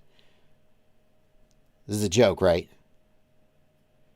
Hey, Bardwell, what kind of lube do you put on your shaft? Okay, I'm going to take your question seriously. I don't disassemble my motors and I don't clean them. The way that I clean my motors is I arm my quad and I put my quad in turtle mode and I arm the quad and I go jeep, jeep, jeep, jeep, jeep, jeep, jeep, jeep, jeep, and then I go fly. And if that motor doesn't spin from that, then I cuss and I throw the quad behind me and I get a different quad. And then when I get home, I go, and if it still won't clean out, but that fixes it most of the time. You don't need to lubricate your motor shaft at all. If you lubricate anything in the motor, it would be the bearings. But the bearings that we use are pre-lubricated from the factory. And generally, if the bearing is to the point where lubricating it helps it, it probably isn't in great shape to begin with. But once you lubricate the bearings, you're going to be lubricating them with like a light penetrating oil. And the problem is that the bearings come from the factory with like, they're packed in a grease. And when you start putting the light penetrating oil in, first of all, second of all, third of all, what am I up to? If you just take the light penetrating oil and you drip it on the shroud of the bearing, a lot of times it doesn't even freaking go in the bearing. You're not doing anything. In order to really lubricate bearings, you want to take them out and you want to soak them in a plastic bag or in a cup overnight. So most people don't do that. They just take some race oil, some bearing oil, and they kind of drip it on the bearing, and then they're like, oh, hey, you did nothing. You didn't do anything. If somehow you do manage to get the oil inside the bearing, the oil starts to dilute and make the grease that's in there less effective and eventually washes it out. So I'm told. I haven't verified this personally, but... So then, once you start lubricating your bearings, you have to constantly lubricate them because the light oil runs out and it runs out the grease. So basically, I don't lubricate my motors. Not just because I'm an influencer and have motors falling out of my ass. That's not true. I do sometimes obviously get stuff for review, but for the most part, I buy my gear because stuff for review oftentimes isn't the exact stuff that I want and or comes with strings attached that I don't really want to. So I don't lubricate them. It's just not worth the hassle to me.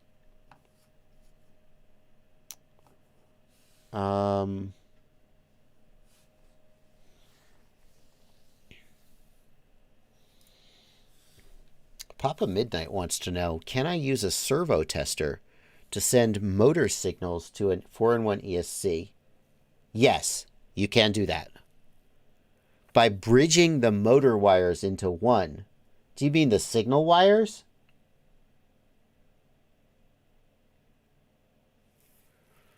The ESC output side, don't bridge those motors, so you'll fry the ESC. If you're trying to drive multiple ESCs off a single signal generator, you can do that. Defining Slawick. Whoa. What is that? Defining Slawick wants to know, what do you think of the 2.5 watt boosted O3 air unit? I think if it exists, I'm intrigued, but I don't think it exists. I would assume that's just an air unit with a booster on it. Like an RF booster, like most people use for their... Sure. That air unit is bidirectional communication, so just putting an amplifier on it won't work. Has to go both ways.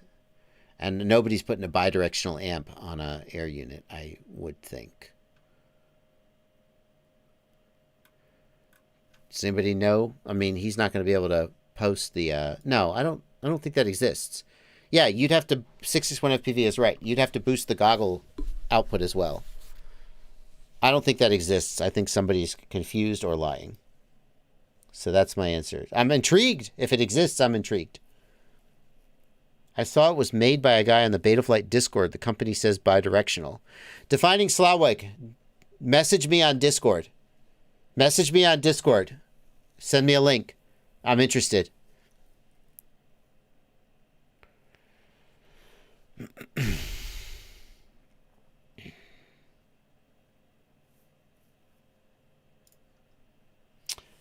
Akirul Fajar wants to know, what makes a quadcopter hard to lose? Or to put it another way, how do you find a lost quadcopter easily? I almost lost my first quad. I finally found it after 4 hours of searching and immediately put GPS on it. Any other must-do steps? Yeah, the other thing to do is to get a self-powered buzzer like the V-Fly Finder. The V-Fly, V-I-F-L-Y Finder. If only there was a way I could show it to you instead of just saying the name repeatedly as if this was a freaking radio talk show. The V-Fly Finder, what it's got is, it's got an onboard 1S LiPo that is charged off of the quadcopter's power when you plug the quadcopter in. And when the battery comes unplugged, it begins beeping loudly to help you find it. If you're concerned about losing your aircraft, this is the best. I think I would do this before GPS, but I would do this and GPS if you're really sure. If you really want to make it work.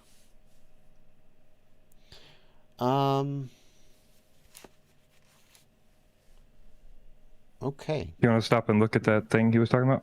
I posted in Discord. Oh, thank you, Plenty. Yes, 100% I do. Unleash the full potential of your DJI drone. Oh, the fuck you say? Shut the fuck up. I'm sorry, parents. There's kids watching.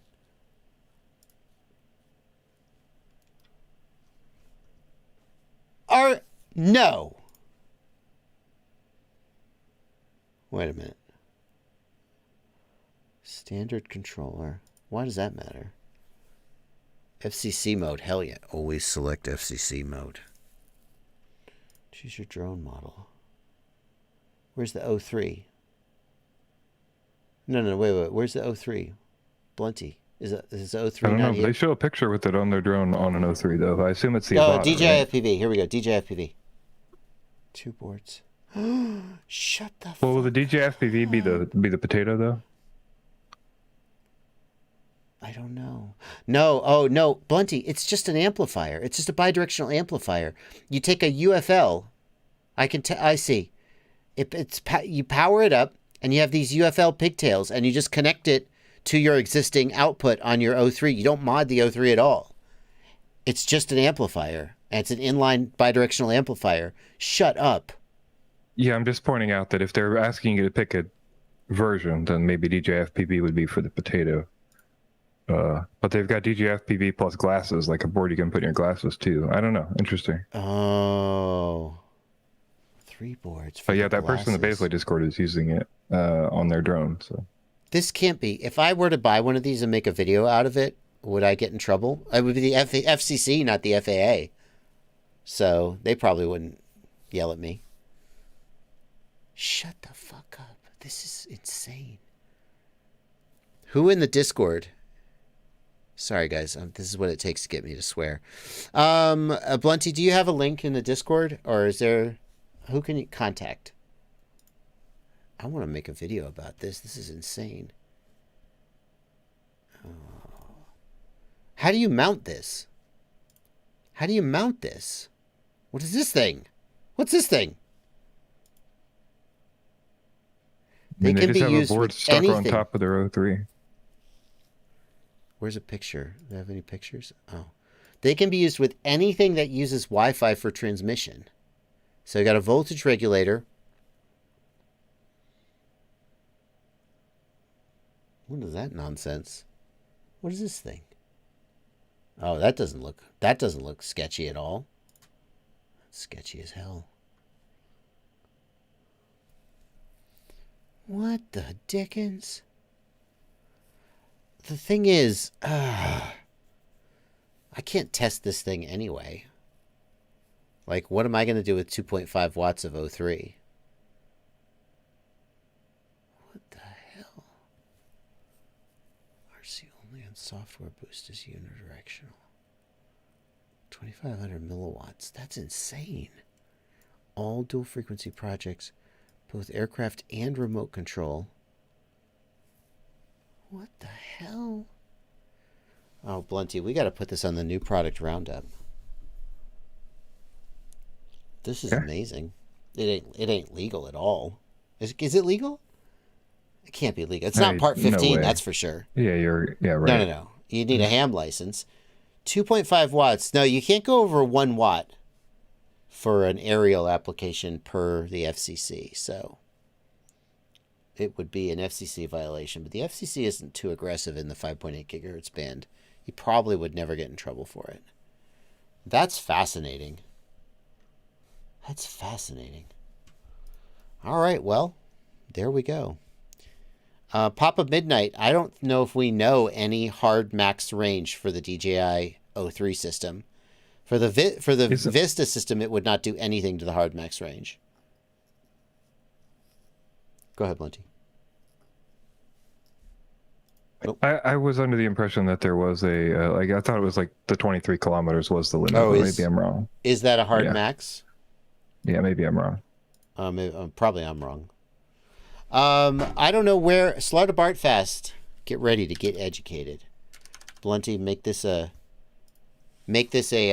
live stream clip so I can reference it whenever people say this, because I have to say this all the time. Well, not all the time, but every so often. Why do I say that there is a 1 watt FCC output limit for aircraft? Because there is. And I'm not surprised that you think there isn't, because it's a very, very roundabout way to get there. So the FCC, by the way, not the FAA, that's the Federal Aviation, the FCC, the radio guys, says that there is a 1 watt limit. I'm not going to get the actual, well, I can look it up. I'll look it up.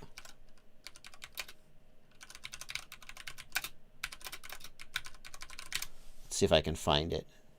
The actual wording is it telecommand of an aircraft? Is it Part 97?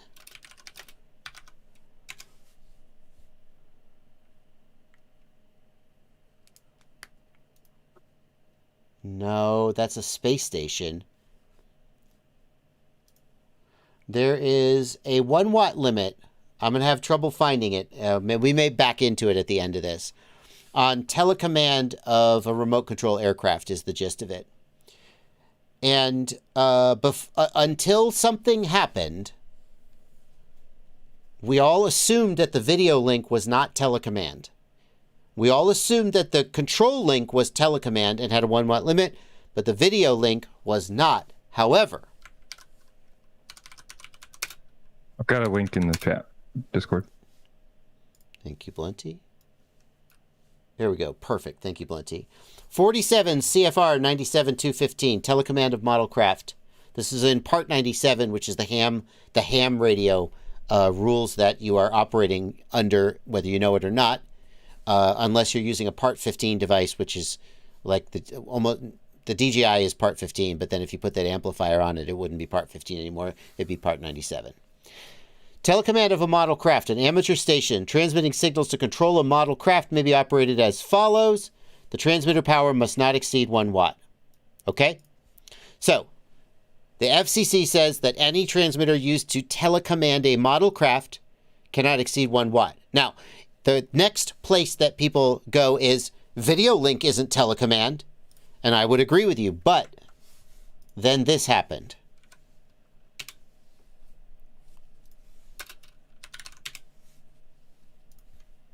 Get FPV fined $180K for selling non-compliant VTX. I got to find this PDF. There's a PDF. I always see, this is why you need to make this a live stream clip, Blunty, because I always struggle to find this. I have to find it.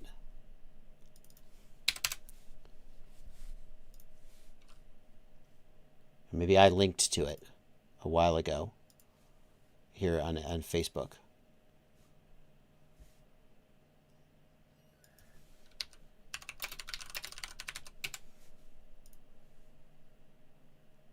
Oh, come on.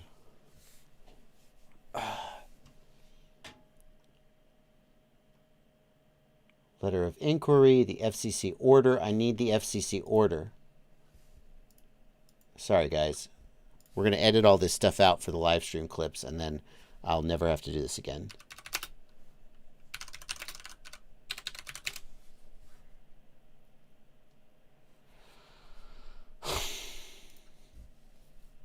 It's got to be here. It's got to be here. This has got to be where I find it. And you are looking for the Get FPV, but not the Hobby King one, right? No, it's the Get FPV one. There's a footnote in the Get FPV one that I need to reference, and I've done this before, and I'm just struggling to find it right now, unfortunately.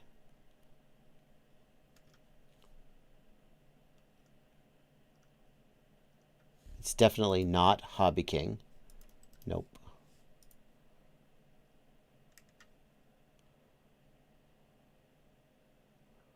Come on, show me a PDF to the actual order. Oh, here it is. I'm finding it. Great. This is it. Hold on. Lumineer, that's what happened. It's in a footnote. Here we go. Bingo. Okay, so thank you for bearing with me. This footnote 15. Where is footnote 15? Right here. Additionally, some of the AV transmitters exceeded the authorized power limit for amateur operation of a model craft. So what this letter from the FCC is saying is, we fined Get FPV for violating rules. One of the rules they violated was the rule limiting the max power a model craft can transmit. And here in footnote 15, it explicitly references 97.215, which limits transmitter power to 1 watts. So what this means is that the FCC considers the video link to fall under 97.215, telecommand of a model craft, and the FCC, so for that, and that's why I say that there is a 1 watt limit per the FCC on the max output power of a VTX. And every time I have this conversation, because people are like, it never says that. Well, it doesn't say that, but it says these other 3 things, and they add up to that. So, and that's why most stores won't sell a VTX in the United States that is advertised as going over 1 watt, if they also sell radio control aircraft. I will point out, not to put them on blast, but RDQ, I believe, changed all their listings to 1 watt, even though they're selling 2.5 watt VTXs. Yep, that's why they did that. But they all are the same VTXs. They're all say 2.5, like, you know what I mean? Yeah, it just says 1 watt in the listing. Yeah, crazy. Yep. I mean, they have to play the game. I assume they're just playing the game. Get FPV got fined 180 grand. This wasn't the only thing they did that was in violation. But yeah. And now you know. Now you know. I was surprised that they consider the video link to be telecommand. Obviously, the control link is telecommand, but then on the flip side, obviously you can't fly the damn thing without the video link, so it's not unreasonable to consider the video link to be telecommand. But this is the first and only time in this order to get FPV that the FAA explicitly revealed that they consider the video link to be telecommand and therefore limited to 1 watt. Slaughter Bartfast says, I don't think that ruling was accurate. I mean, you could argue that it's inaccurate. I'm sure that Get FPV's lawyers tried to save them 180 grand by arguing that it was inaccurate, and they lost and were fined. So at least that's how I assume it happened. I don't know. You could argue all you want that it's wrong, but if a court finds that it's right, then you're just pissing into the wind. Alrighty, we're going to move on from this topic. Thank you, Slaughter Bartfast, for giving me the opportunity. I always feel so smart when I get to reveal this to people, and now that I've done it for the Livestream Clips channel, we'll edit it down significantly. Then we can all, I don't know, enjoy this conversation. Okay, we got to go back. We got just 10 minutes left in the stream, and I need to clear out the super chats. Hyperflight, this is not a super chat, but yes, motor pole count is 100% necessary to be correct for RPM filtering. Otherwise, the frequency of the filter won't be right, and you'll have big problems. Okay. We're going back to super chats. We're going to try and clear these out in the last 10 minutes of the stream. Thank you to everybody who super chats. Obviously, I will get to all of them. I will not end the stream without having read all the super chats. So we are in sudden death overtime. If you want to keep the stream going, you have to keep super chatting. Because I can't leave while there are still super chats, right?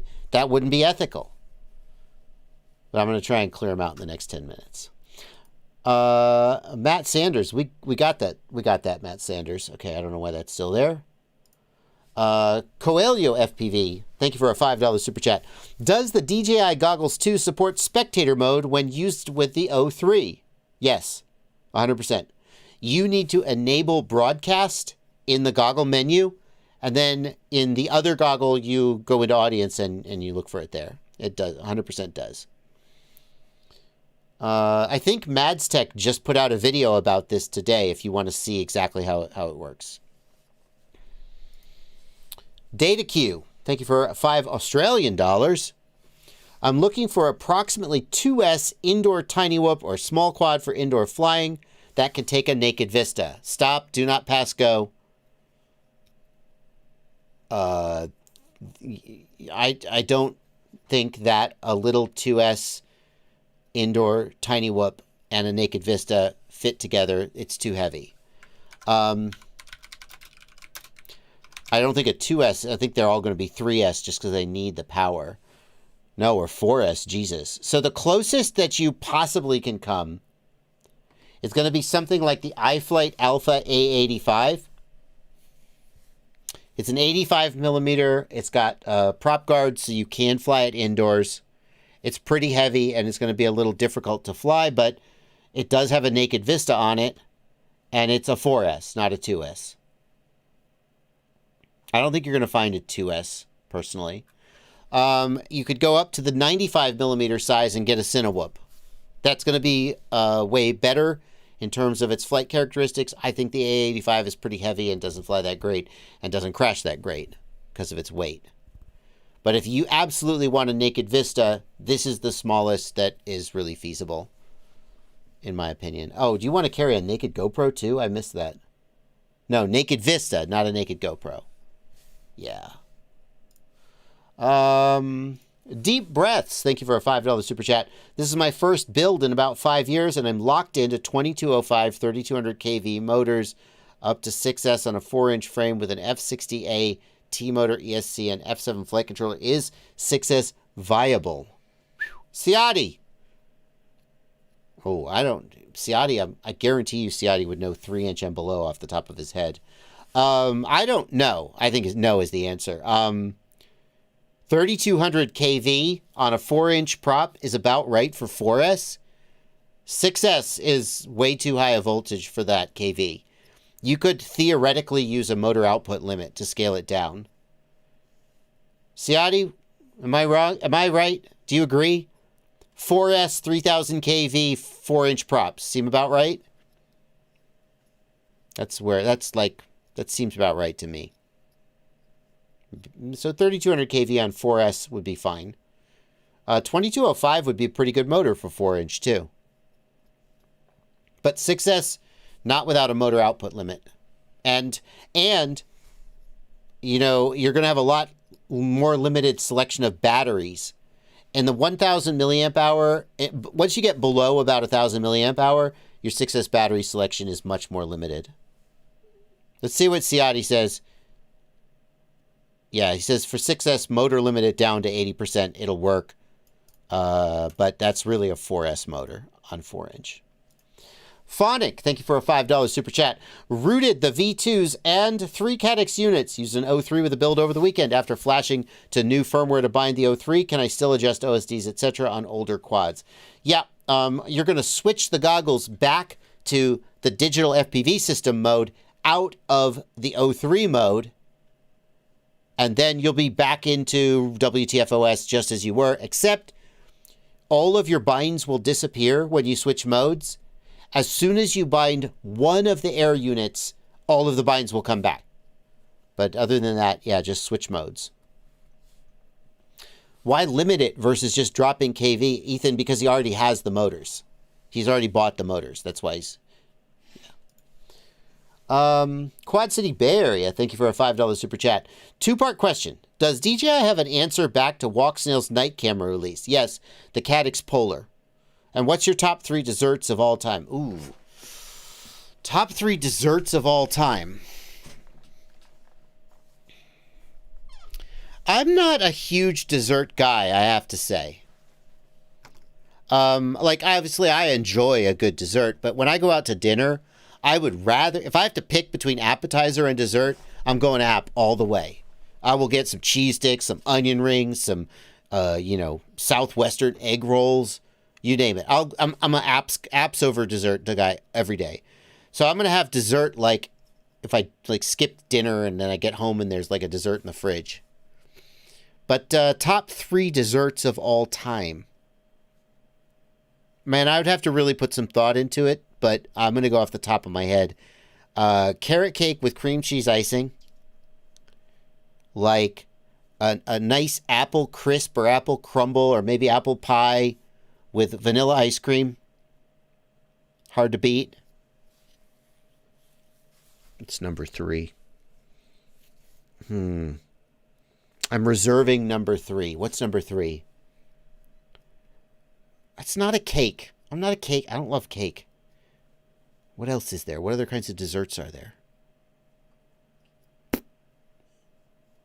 What other kinds of desserts are there? I don't know. I'm blanking on a third one. Red velvet cake is pretty good. Cake's a little it's like just a mouthful of sugar. There's no substance to it. Pumpkin pie is really good. It's going to be another pie. Is it pumpkin pie? It might be. Pecan pie is really. It's going to be pecan pie. Pecan pie. They're going pecan pie. Jack Stunts, by the way, Ciotti is going to be streaming on his channel at 10 o'clock. He's posting the link. When I finish up here, head on over there to his stream and watch him do what he's doing. Creme brulee. Nah, creme brulee's fine. Tiramisu is pretty good. I don't eat tiramisu regularly for it to be my favorite dessert. Cobbler, very good. I'll eat a cobbler. I'll eat the shit out of a cobbler. Like a warm brownie? Oh, warm brownie. Brownie with a fudge sauce and some ice cream. That could be good. That's up there. I think pecan pie is going to go above brownie. I'll tell you why, Blunty. Pecan pie has nuts. I mean, first of all, they should call it brown sugar pie, not pecan pie. The filling is all corn syrup and brown sugar, and you put some pecans on top, and you call it pecan pie. It's not. It's sugar pie. But it's got the roasted pecans on top make it feel like you're eating like a food with some substance. Like it's not just all sugar. Yeah, anyway. Brownie's good. Brownie's up there. Brownie would make the top 5. Brownie would make it. What about you, Blunty? Top 3 desserts? What do you got? Does a Reese's cup count as a dessert? Because it's got to be man. Reese's. It's your dessert. You have a Reese's cup for dessert? Reese's is at the top, and then a warm brownie. Nice. Like a dark chocolate brownie, but just enough sugar so it doesn't give you that bitter bite. Oh, nice. Oh, I like that. I like the sound of that. Go ahead. And then I'm gonna go for some form of fresh out of the oven donut. Maybe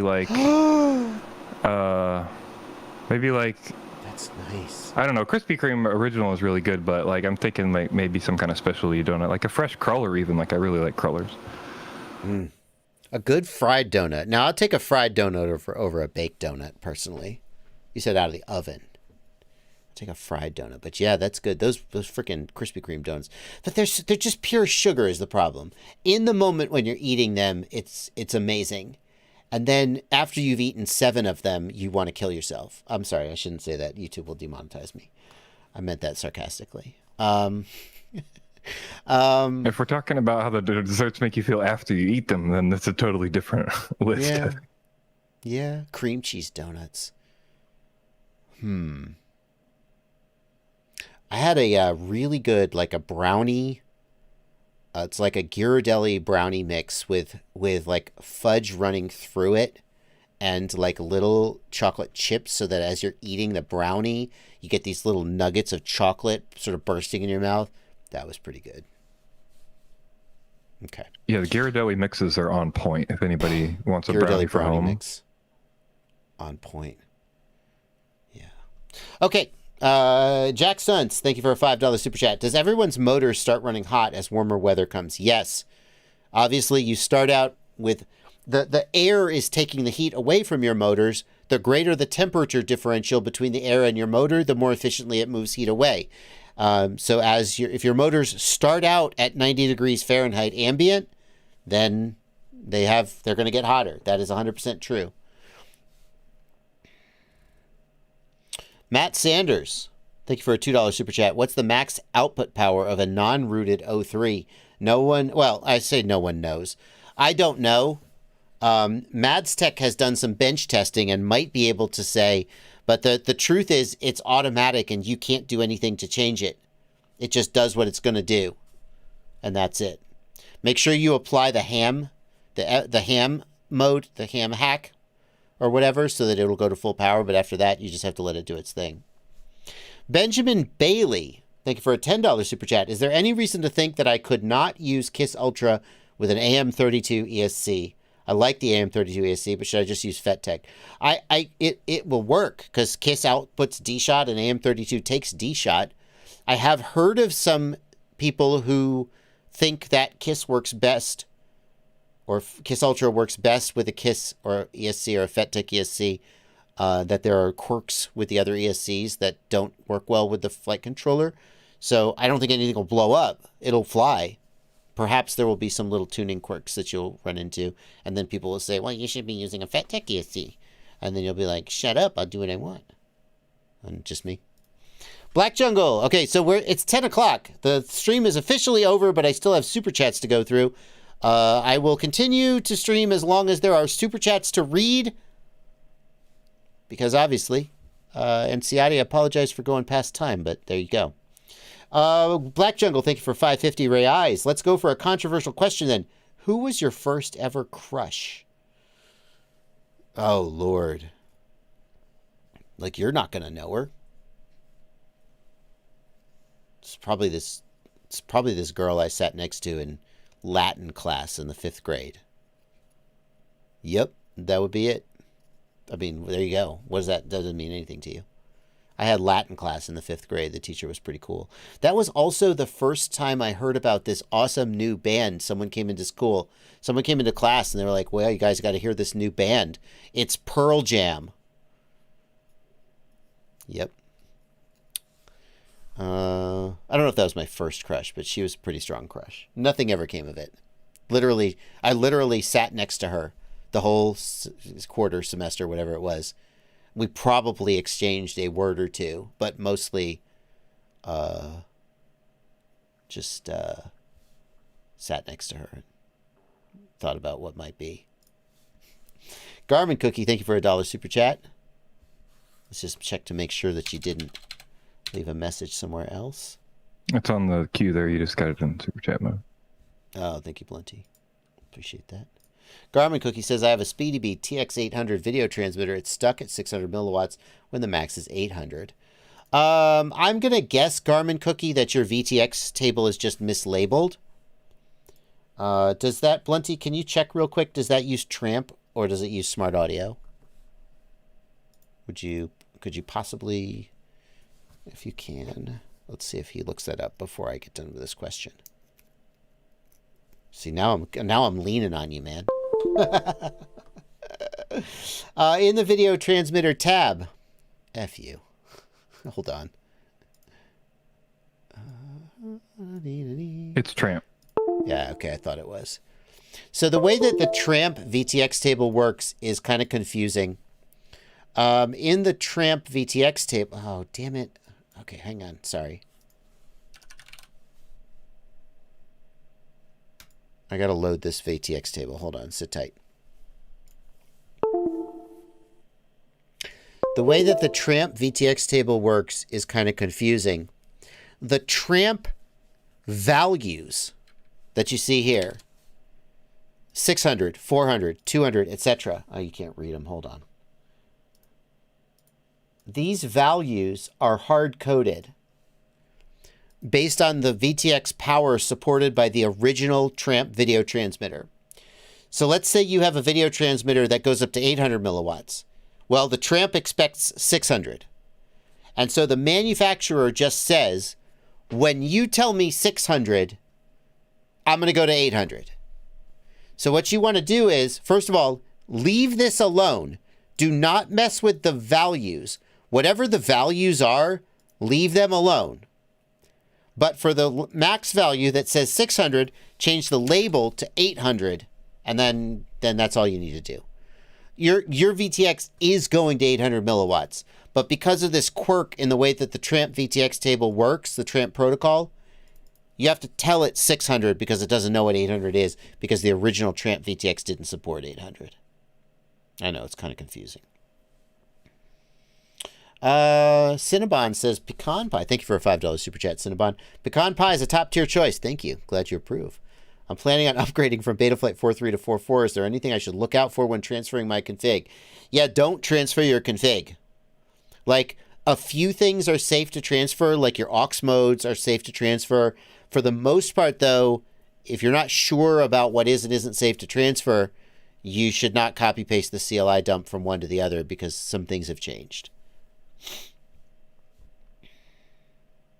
Saggy Balls, thank you, Saggy Balls, for your, you're being super helpful, but you also have a silly name. Saggy Balls says there's a preset for the, oh, there's a preset for the SpeedyBee TX800. Well, let's look at this.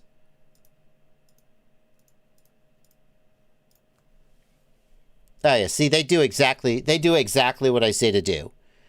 It's 600, 600, 800, 800. So yeah, just load this preset, the SpeedyBee TX800 preset, and it'll set you up and you'll be good to go.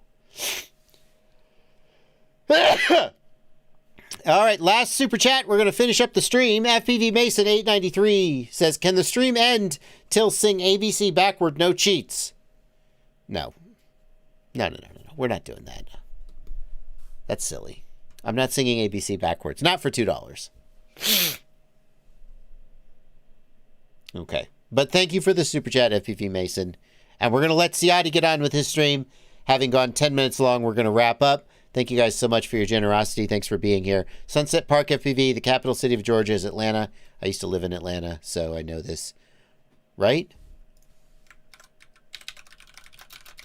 Is it one of those crazy states? No, is it Atlanta? I guess surely it's Atlanta, right? I mean, California is weird, like Sacramento is like, where the hell is Sacramento? It's the freaking capital of Georgia. The capital of Georgia is Atlanta. Thank you. It's Atlanta. It was Savannah when it was the 13 colonies. So, no, it's Atlanta. I mean, I lived there for a long time, but you'd think I would be right, but I could be wrong. And the capital of Tennessee? Fuck. Is it Nashville? See, I don't know. I think it's Nashville. Yeah, it's Nashville. Because that's where the capital is. The capital of Georgia is Tbilisi. Okay, on that note, Black Jungle, thank you so much. We are out of here. Good night, everybody.